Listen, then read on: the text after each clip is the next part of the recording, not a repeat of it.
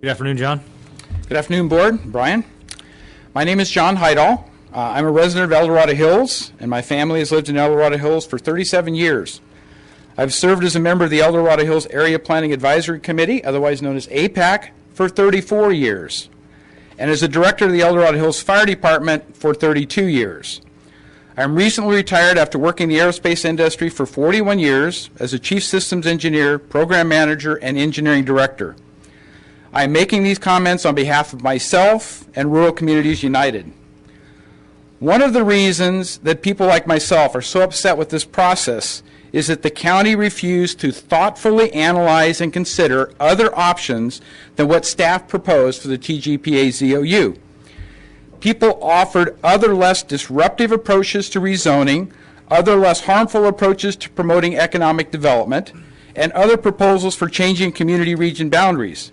Rather than thoughtfully and quantitatively evaluating the comparative environmental merits of these proposals, the EIR instead dismisses them as inconsistent with unnecessarily narrow project objectives.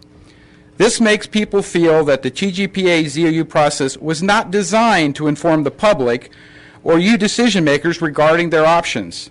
This makes us feel like the TGPA ZOU process was not a fair competition of ideas. Please direct your consultants to work with the community to identify and analyze better options. El Dorado Hills, having been identified as a community region, has witnessed significant growth over the past 4 decades. In 1981, there were 1,443 homes in the El Dorado Hills Fire District. Today, there are over 15,000 homes, over a 10-fold increase in 34 years. The average growth rate for El Dorado Hills is therefore 7% per year, on average over a 30-year period. That's historical data. That's not 1 or 2 years during a recession. That's historical data. Our county officials claim that the historical average growth rate across the whole county is about 1% in comparison. One must then conclude that El Dorado Hills has experienced 7 times the growth when compared to what the average county region has experienced.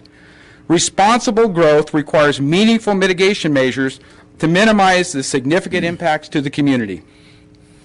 Is it any wonder why El Dorado Hills is concerned about the additional traffic and other infrastructure and services deficiencies will mean to our quality of life if the currently proposed zoning changes are approved?